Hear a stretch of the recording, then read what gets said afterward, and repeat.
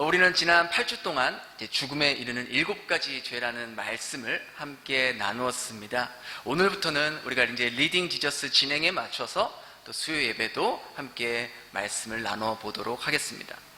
우리 아까 정미영 집사님께서도 말씀해 주셨지만 특별히 이 사순절 기간 동안에 우리가 이제 약 한 4주 남았죠. 부활절까지. 근데 저희가 이제 이번 주에 마태복음, 다음 주에 마태마가, 그 다음 주에 누가, 마지막 주에 요한복음. 그러니까 사순절 기간에요. 우리가 사복음서를 다 읽게 됩니다. 그래서 너무나도 하나님께 저도 감사했어요. 예수님의 탄생과 사역과 죽으심과 부활하심을 그 어떤 책보다 자세하고 구체적으로 기록된 책이 바로 복음서잖아요. 그러니까 참 하나님의 은혜죠. 우리가 사실 일부러 날짜를 맞추려고 맞춘 건 아니거든요. 성령께서 참 이 베델교회를 이끌어가고 계신다는 것을 저 역시 다시 한번 느낄 수 있었습니다. 오늘은 그 첫 번째 시간으로 이제 마태복음을 나누려고 하는데요. 이 리딩 지저스는 어떤 한 구절 혹은 어떤 한 사건을 깊이 있게 살펴보기보다, 선생님 그 볼륨 노란색 조금만 낮춰주실래요? 맨 끝에. 예. 그 리딩 지저스는 어떤 한 구절을 깊이 있게 살펴보기보다는 그 책 전체가 무엇을 말하고 있는지 포괄적으로, 그러니까 우리가 이렇게 숲을 볼 때 큰 숲을 볼 수 있도록 눈을 키워주는 그런 역할을 해주는 것이죠. 특별히 이 책을 우리가 예수님의 관점으로, 예수님 중심으로 성경을 읽도록 도와줍니다. 그래서 저도 말씀을 나눌 때 이 마태복음이라는 큰 틀 안에서, 그리고 이 마태복음을 쓴 마태가 왜 이 책을 썼는지, 이 책을 써서 하고 싶은 말이 무엇인지를 그것을 나눠보려고 합니다. 우선 이 마태복음을 기록한 이 저자에 대해서 좀 살펴볼 필요가 있는데요. 여러분, 마태의 이름이 뭡니까? 마태죠. 마태입니다. 근데 이 마태는 헬라식 이름입니다. 마태의 진짜 이름, 히브리식 이름 뭔지 아세요? 레위죠. 그래서 예수께서 나가서 레위라 하는 세리가, 그래서 그가 스스로 자신의 신분을 뭐라 그래요? 세리라고 밝힙니다. 그의 직분은 세리였어요. 그래서 갈릴리 바다의 그 가버나움 도시에서 세금을 거두어서 로마 정부에 이제 바치는 사람이었습니다. 그 당시 사람들이요, 얼마나 이 세리들을 싫어했냐면 이런 말이 있을 정도였어요. 사람들이 가장 나쁘다고 생각하는 것은 산속에서는 곰과 사자이고 도시에서는 세리다 라고 할 만큼 백성들에게 냉대를 받고 있었던 사람이 바로 이 세리 마태였던 것이죠. 그러한 세리 마태가 갈릴리 지역에서 예수님을 만나게 되고, 예수님은 마태를 보자마자 뭐라고 하셨습니까? 나를 따르라, 나를 따라와라 라는 굉장히 파격적인 말을 하십니다. 그러니까 나를 따라오라는 말은 그냥 단순히 그냥 나랑 내 뒤를 따라오라는 말이 아니잖아요. 무슨 말이에요? 그렇죠. 내 제자가 되라는 그런 말씀이었어요. 그러니까 이 말을 들은 주변 사람들이 아마 엄청나게 놀랐을 거예요. 여러분 생각해 보세요. 그 당시 예수님이 이제 한참 사역을 활발하게 하셨기 때문에 수많은 사람들이 지금 예수님을 막 뒤를 쫓고 있었단 말이에요. 그러니까 예수님의 인기가 이제 거의 절정에 이르기까지 그러한 시점에 왔단 말이에요. 근데 다른 사람도 아닌 이스라엘 백성들이 가장 싫어하고 가장 극혐하는 이 세리를 예수님의 제자로 불렀다는 그 예수님의 그 모습을 보고 많은 사람들이 적지 않은 충격을 받았다는 것이죠. 어떻게 예수님이 저런 파렴치한 세리를 부를 수 있어? 예수님 세리가 어떤 사람인지 모르시는 거야? 우리들의 피를 빨아먹어서 자기의 배를 채우는 그런 세리를 자기 제자로 삼으신다는 거야. 예수님 좋은 분인 줄 알았는데 알고 보니까 세리 같은 자랑 한패였어? 계속 이런 말들이 수근수근 나왔을 거예요. 그리고 그 소문은 갈릴리 전역에 순식간에 퍼졌을 것입니다. 그도 그럴 것이, 많은 사람들이 예수님 같은 분이라면 분명 우리를 이 로마의 압제에서 벗어나게 해줄 수 있을 거야. 예수님은 예전에 다윗의 시대처럼 이 이스라엘을 다시 회복시켜줄 수 있을 거야 라는 기대를 갖고 있었는데, 그런 예수님이 모든 사람들이 극혐하는, 가장 싫어하는 세리를 제자로, 오늘날 말로 영입 인재로 불렀다는 거예요. 굉장히 실망했을 겁니다. 그러나 예수님은 그 사람의 외면이나 스펙을 보시는 분이 아니라 그의 내면과 그가 예수님 안에서 앞으로 어떻게 변할 건지를 미리 다 보고 계시고 그를 부르셨던 것이죠. 그리고 예수님의 선택은 적중했고, 예수님은 마태를 부르자마자 그는 자신의 직업인 세리를 바로 내려놓고 그 순간 예수님을 따르기 시작합니다. 그리고 예수님 곁에서 그의 말씀과 그의 행동을 면밀하게 살피고, 마태는 후에 예수님의 태어나심과 사역과 죽음과 부활을 자세히 기록해 놓은 바로 이 마태복음을 기록하게 된다는 것이죠.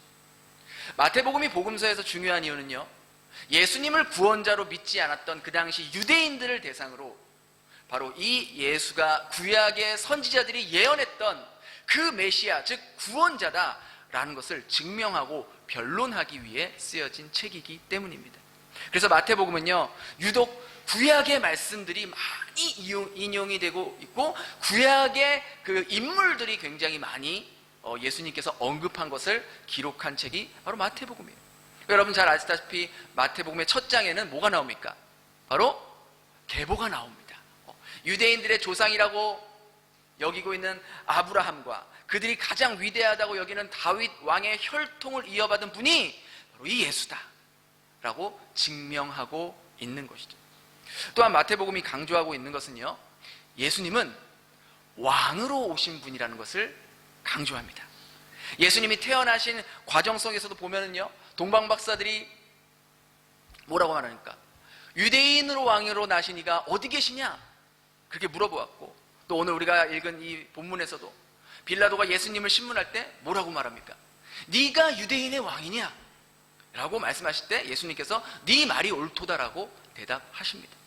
그리고 마지막에 예수님께서 십자가에 달리실 때에 그 십자가 위에 죄패에 뭐라고 붙여 있어요? 바로 유대인의 왕이라고 팻말이 박혀 있던 것이죠. 마태는 이처럼 예수가 구약의 선지자들이 계속해서 예언했던 그 다윗의 혈통을 이어받은 왕, 평화의 왕, 평강의 왕, 구원의 왕이라는 것을 복음서 곳곳에 저자들이 발견할 수 있도록 기록을 해놨던 것이죠. 그러면서 자신의 책을 읽는 독자들에게 왕으로 오신 예수님을 영접하고 그의 백성이 되기를 촉구하고 있다는 것입니다.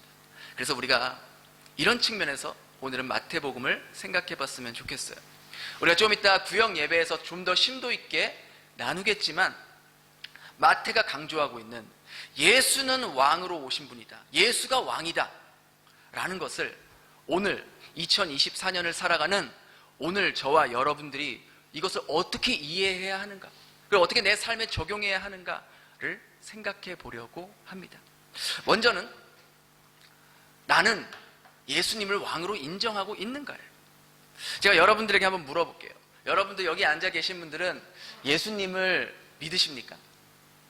라고 물어보면 대부분 믿는다라고 말씀하실 겁니다. 그럼 여러분은 예수님을 여러분의 왕으로 모시고 살고 계십니까?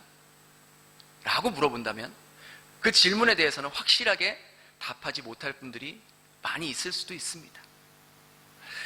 예수님이 왕이라면 우리는 뭘까요? 우리는 뭐예요? 그렇죠. 나는 예수님의 왕의 딸이야. 뭐 그럴 수도 있어요. 네. 어떤 측면에서는. 근데 마태가 강조하고 싶은 것은 예수님이 왕이라면 우리는 백성이라는 거예요. 백성. 바로 그 관계 설정을 알아야 된다는 거예요. 2000년 전 당시 왕의 권력은 절대 권력입니다. 그죠? 거의 신과 같은 존재예요. 왕의 말이 논리적으로 틀리든 맞든 그거는 중요한 게 아니에요. 왕이 말하면 그게 바로 곧 뭐예요? 법이에요. 그래서 그 법을, 그 말을 지키지 않고 따르지 않으면 그 자리에서 바로 죽게 되는 게 왕입니다. 왕의 명령이죠. 왕의 말에 순종하게 되면 살고요, 불순종하면 죽게 되는 거예요. 그러한 측면에서 여러분은 예수님을 왕으로 모시고 살고 계시냐는 거예요. 왕으로 인정한다는 것은 나는 그분의 백성으로 살아간다는 것이고, 그 말은 즉 예수님의 말에 순종하며 예수님의 통치를 받으며 그분의 다스림을 받으며 살겠다는 거거든요. 그런데 내가 예수님을 내 삶의 왕으로 인정하며 모시며 살기 위해서는 먼저 이 왕이 어떤 왕인지 우리가 알아야 되잖아요. 여러분 생각해 보세요. 오늘날 세상의 지도자들, 오늘날로 말하면 대통령, 총리, 누가 되었든지 간에 그 소식이 받아들이는 우리에게는 굿 뉴스가 될 수도 있고 배드 뉴스가 될 수도 있는 거예요. 그렇지 않아요? 내가 싫어하는 사람이 되면 나에겐 배드 뉴스야. 내가 좋아하는 사람이 대통령이 되면 굿 뉴스야. 이와 같이 내가 예수님을 나의 왕으로 인정하고 모시기 위해서는 그 예수님이 어떤 분인지, 나를 위해 어떤 일을 했는지, 그리고 앞으로 어떻게 내 삶을 인도할 건지 자세하게 깊이 있게 알아야 내 한 번뿐인 인생, 내 소중한 인생, 그것을 나의 왕으로, 나의 주인으로 모시고 살 수 있지 않겠습니까? 많은 경우 우리가 예수님을 믿는다고는 하지만 예수님의 말씀대로 순종하지 못하는 이유는 처음부터 이 관계 설정이 잘못되어 있기 때문인 거예요. 예수님과 나와의 관계 설정이 잘못되니까 우리가 예수님 말씀에 순종하지 않는 경우가 많다는 것이죠. 내가 정말로 예수님을 내 삶의 왕으로, 통치자로 인정하고 모시고 산다면 우리가 오늘날 이처럼 예수님 말씀에 불순종하며 살지는 못할 겁니다. 그런데 우리가 예수님의 말씀에 이렇게 불순종하면서도 아무렇지도 않게 죄책감도 느끼지 않고 살아갈 수 있는 것은 예수님을 내 삶의 왕으로, 주인으로 인정하지 않고 그저 내 삶의 조언자, 자문관 혹은 친구 정도로밖에 여기지 않기 때문에 많은 경우 우린 예수님의 말씀대로 살지 않음에도 불구하고 거기서부터 오는 두려움이나 죄책감도 느끼지 못할 때가 너무나 많다는 것이죠. 우리가 예수님을 내 삶의 진짜 왕으로, 진짜 통치자로 인정하고 모시기 위해서는 끊임없이 그분이 누구이시며 그분이 우리를 위해, 나를 위해 어떤 일을 하셨고 어떤 사랑을 베푸셨고 어떤 은혜를 베풀어 주셨는지, 그의 백성들을 그는 어떤 방식으로 통치하고 다스리고 인도하시는지를 말씀을 통해 배워가고 알아가는 과정이 반드시 필요하다는 것이죠. 그러한 측면에서 이 마태복음에 기록된 예수님의 말씀들은 우리가 예수님을 왕으로 인정하고 모시고 살도록 많은 사건들과 또 하나님 나라에 대한 말씀들을 통해서 예수님이 왜 우리의 진정한 왕이 되셔야 하는지, 그리고 그 진정한 왕은 우리 삶을 어떻게 통치하시고 어떻게 다스릴 것인지에 대한 그 질문과 답을 담고 있기 때문입니다. 그분은 인간 세상의 왕들처럼 저 왕궁에서 호의호식하지 않고 오히려 인간들 속으로 그들의 삶 가운데 들어오셔서 소외된 자들의 아픔과 상처를 함께 느끼시고 그 아픔을 이해하시고 함께 고통받기를 자처하시는 분이세요. 동시에 삶의 고통과 아픔을 우리가 어떻게 해석해야 하고 어떻게 풀어가야 할지를 가르쳐 주십니다. 필요하시다면 모든 세상의 피조물들을 다 동원하셔서 당신의 백성들을 보호하시고 지키시는 분이라는 것이죠. 또한 당신의 백성들을 인도하기 위해서 자연의 법칙까지도 거스르고 자연에게도 명령도 하시며 쉽게 말해서 예수님 마음대로 하실 수 있는 분이세요.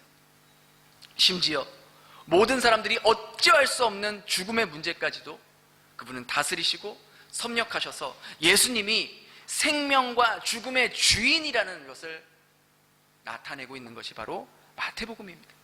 그런 예수님께서 바로 저와 여러분들을 위해 이 땅에 오셨고 바로 사망의 권세로부터 묶여있는 우리들, 죄를 지어도 그것이 죄인지 모르고 자랑하며 떠들며 다니던 우리들, 그 죄의 끝이 영원한 형벌이라는 것을 모르면서 그렇게 살았던 우리들, 그런 우리들을 불쌍히 여기시고 긍휼히 여기시고 십자가에 우리의 죄를 모두 담당하시고 그 십자가에서 죽음을 맞이한 그 예수님, 그리고 모두가 생각지 못한 반전으로 다시 부활하셔서 그 죽음의 권세까지 깨뜨리신 그 예수님, 그 예수님을 소개하고 있는 책이 바로 마태복음이라는 거죠. 정말 우리가 예수님을 나의 삶의 왕으로, 통치자로 인정하며 모시고 산다면 아마 우리의 삶이 진짜 달라질 거예요. 근데 우리 삶이 잘 변화되지 않는 이유는 어쩌면 예수님을 내 삶의 왕으로, 내 주인으로 모시고 살지 않기 때문에 그런 게 아닐까 그런 생각이 듭니다. 예수님께서도 그런 우리들의 마음을 너무나 잘 아셨던 것 같아요. 그래서 마태복음 안에 예수님을 삶의 왕으로 모시고 살아가는 모습에 대해서 굉장히 많은 비유와 이야기를 통해 쉽게 우리들에게 말씀하셨던 것이죠. 그럼에도 불구하고 우리는 많은 경우 예수님의 말씀대로 살아가기보다 내 생각과 내 감정과 내 본성과 나의 유불리에 따라 행동하는 경우들을 수도 없이 보게 됩니다. 말씀을 전하고 있는 저부터도 예수님의 말씀대로 살기보단 제 감정대로, 제 생각대로, 내 마음대로 나의 유불리에 따라 말하고 행동하고 선택하는 경우들이 너무나도 많아요. 너무나도 많아요. 이런 모습을 보면서 우리가 알 수 있는 한 가지는요, 내가 지식으로 예수님을 안다는 것이, 또 내가 예수님을 믿는다는 것이 반드시 예수님의 말씀대로 행동하거나 순종으로 이어지지는 않는다라는 것이죠. 물론 알고 믿을 때 더 순종하게 될 확률은 높아질 수 있습니다. 그러나 안다는 것이, 믿는다는 것이 반드시 순종으로 이어진다는 보장은 없다는 거예요. 생각해 보세요. 예수님 당시 누구보다 하나님의 말씀을 잘 알고 있었고 하나님을 누구보다 더 열심히 믿고 섬겼다고 자부했던 부류들이 누굽니까? 바리새인들이에요. 종교인들이에요. 그런데 예수님께서 그들을 보고 뭐라고 책망하셨나요? 이 독사의 쌍시옷들아. 그리고 뒷부분에 가니까 화 있을진저 하면서 쭉 계속해서 그 바리새인들을 책망한다고. 그러니까 이 화 있을진저라고 하는 이 단어의, 이 말의 원문의 뜻이 뭐냐면 하나님의 저주의 심판이 임한 자들아라는 뜻이에요. 이 하나님의 심판이 임한 자들아, 예수님이 그렇게 강하게 책망하는 거예요. 누구에게? 하나님의 말씀을 그렇게 깊이 알고 있고 하나님을 열심히 믿고 있는다고 하는 그 사람들에게. 이들의 알문, 이들이 알고 있는 것은 순종으로 이어지지 않고 도리어 그 지식의 교만으로 인해서 다른 사람을 정죄하고 자기들의 배를 채우기 위한 폭력으로, 종교 폭력으로 변했던 것이죠. 그런 측면에서 이런 저 같은 목회자가 이 바리새인이 되기 딱 좋은 위치예요. 아주 적합하죠. 머리로는 하나님을 아는데 그것을 순종으로 이어내지 않고 도리어 다른 사람을 판단하고 정죄하고 예수를 이용해서 장사를 하는 그런 역할이 쉽게 될 수 있는 게 목회자예요. 저도 이 영역에서 자유롭지 않다는 거예요. 많은 경우 주님을 사랑하는 순수한 목적으로 어떤 일을 하기보다 밑에 계산이 깔려 있는 거예요. 복선이 깔려 있는 거예요. 계산이 깔려 있는 그런 행동이 나올 때가 종종 있다는 거죠. 아는 것이 힘이 되는 말이 맞지만 그것이 선한 힘이 될지 악한 힘이 될지는 내가 예수님을 진정한 왕으로 모시고 사느냐 그렇지 않느냐에 따라 달려 있는 거예요. 여러분 잘 아시는 이 소통의 달인 이 김창옥 교수님 잘 아시잖아요. 아마 여러분들도 이 교수님의 강연을 또 많이 들어보셨을 텐데, 한 번은 이 김창옥 교수님이 강연하는 곳에 그 교수님의 가족분들이 오셨어요.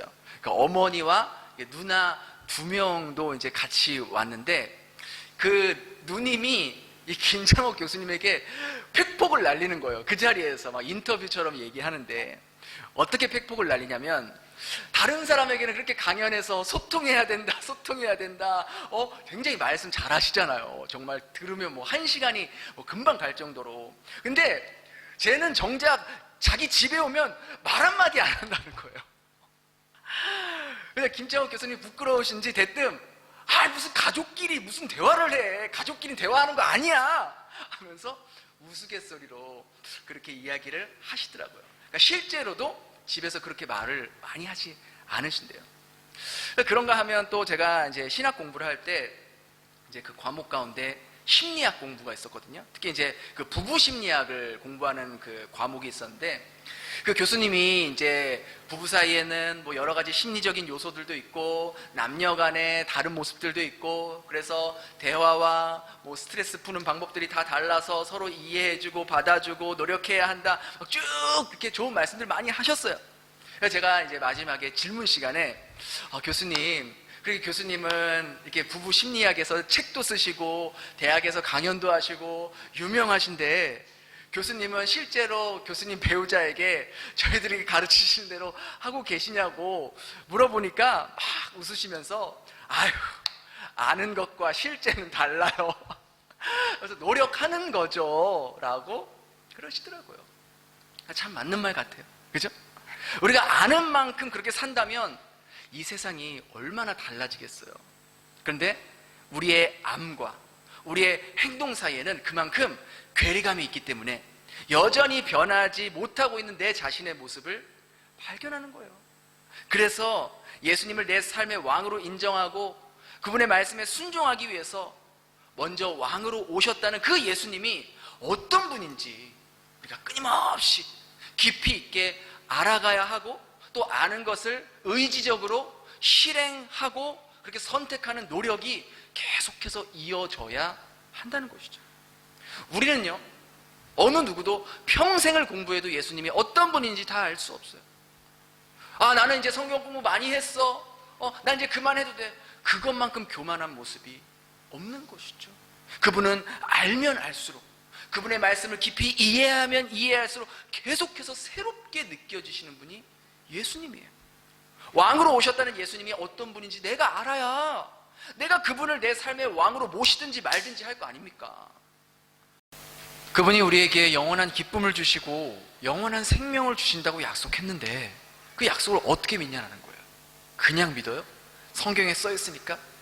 야, 믿으라고. 왜 의심해? 그게 아니잖아요. 믿음 없는 의심이 아니라 내가 정말 믿기 때문에, 더 확실히 믿고 싶기 때문에 합리적인 추론과 질문들이 필요하다는 거예요.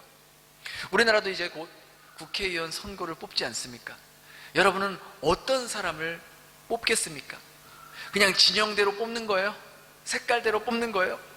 아니, 우리가 학교 학부모 회장을 뽑을 때도 그 사람이 어떤 사람인지 또 어떤 말을 했는지 정말 신뢰할 수 있는 사람인지 그걸 보고 뽑는데, 하물며 한 나라의 입법기관에서 일하는 국회의원을 뽑는데 어떤 사람인지도 모르고 어떤 정책을 내놓는지도 모르고 그냥 뽑으면 나라가 어떻게 되겠냐는 거예요. 그 사람의 공약도 잘 들어보고 그 공약이 지킬 수 있는 약속인지 아닌지, 그 사람이 또 그동안 어떠한 삶을 살아왔는지 어떤 이력이 있는지를 쭉 보고 나서 검토하고 후에 신뢰할 수 있다고 생각이 들 때 뽑는 거잖아요. 우리가 예수님을 믿을 때도 그와 비슷한 면이 많다는 거예요. 여러분이 예수님을 믿고 싶다면 우선 그분이 누군지 알아야 될 거 아니에요. 왕으로 오셨다는데 내가 정말로 그분을 왕으로 인정을 해야 내가 그분의 백성답게 살 수 있는 거 아니겠어요? 그분이 우리에게 진정한 기쁨을 주신다는데, 영원한 생명을 주신다는데, 참 자유를 주신다는데, 무겁고 수고하고 힘든 자들아 다 내게로 오라, 내가 너희를 쉬게 하리라고 약속하셨는데 그게 정말인지 진짜인지 우리가 확인해야 될 거 아니에요. 어쩌면 예수님의 공약일 수 있어요. 예수님의 약속이잖아요. 너희들이 나를 믿으면, 나를 따라오면 이러한 것들을 누리게 될 거다. 이러한 약속들이 정말 성취되는지, 그리고 그 성취의 근거는 무엇인지 우리가 알아야죠. 이러한 것들을 알아가기 위해서 우리가 성경도 읽는 것이고 또 함께 나누는 것이고 성경 공부도 하는 것이고 이렇게 예배 나와서 말씀도 읽는 것이고 또 우리의 영혼에 필요하다면 그에 관련된 책들도 읽는 것이고 또 그 하나님의 말씀, 예수님의 그 말씀 명령을 우리 삶에 실제로 적용을 해보는 거예요. 그래서 정말 그 말씀이 그러한가 상고하고 확신을 갖게 하는 그 과정이 필요하다는 것이죠. 그리고 하나하나 검증이 되고 예수님의 약속이 정말 신뢰할 수 있는 약속으로 믿어지게 될 때 우리는 비로소 그때서야 왕으로, 진정한 왕으로 예수님을 모시게 되고 나는 그분의 백성으로서 그분의 다스림을 받고 통치하심을 받는 백성이 된다는 겁니다. 마태복음은 바로 이런 관점에서 유대인 독자들에게 다가갔던 거예요. 구약의 선지자들이 쭉 예언했던 그분, 오실 거라는 그분, 다윗의 혈통으로 오신 분, 인간으로서는 절대로 할 수 없는 수많은 기적과 표적들을 행하신 분, 그 누구보다 선명하고 쉽게 하나님 나라에 대해서 말씀하신 모습들, 이런 모습들이 예수가 구원자이며 예수가 진정한 왕이시며 그분이 우리를 다스리기 위해 오신 분이라는 것을 마태복음을 통해서 말해주고 있다는 거예요. 이러한 측면에서 다시 한번 저는 여러분들에게 물어보고 싶어요. 여러분은 예수님을 진정한 왕으로 모시고 살고 있습니까? 그동안 너무나도 오랜 기간 동안 왕으로 오신 예수님을 홀대하지 않았습니까? 저도 말씀을 준비하면서 얼마나 많은 경우 내가 예수님을 왕으로 생각하지 않고 하대하고 무시하고 그랬는지 회개하게 되더라고요. 어찌 보면 그런 괘씸하고 무지하고 정말 반항적인 우리 같은 백성을 멸하지 않으시고 오랫동안 기다려주시고 참아주셨다는 거예요. 아니, 백성이 왕에게 맞춰야 되는 거 아니에요? 그런데 그 왕이 백성을 위해 맞춰주는 거예요. 우리가 예수님을 왕으로 인정한다는 것은 나는 그분의 백성으로 그분의 명령과 통치와 다스림을 받겠다는 의미라는 것이죠. 저와 여러분이 시간이 지나면 지날수록 더욱더 예수님을 진정한 왕으로 모시고 살아갔으면 좋겠어요. 우리 삶의 모든 영역에서, 부모와의 관계에서, 부부와의 관계에서, 자녀와의 관계에서, 우리 이웃들과의 관계에서, 성도들과의 관계에서, 또 물질의 영역에서, 내 시간의 영역에서, 내 재능의 영역에서 왕이신 예수님의 마음으로, 그 왕의 마음을 헤아리면서 왕이 원하시는 모습으로 살아가며 그 왕의 다스림을 받으며 왕의 말씀에 순종할 수 있는 저와 여러분 될 수 있기를 예수님 이름으로 축원합니다. 우리 그렇게 말씀을 기억하면서 함께 기도하겠습니다.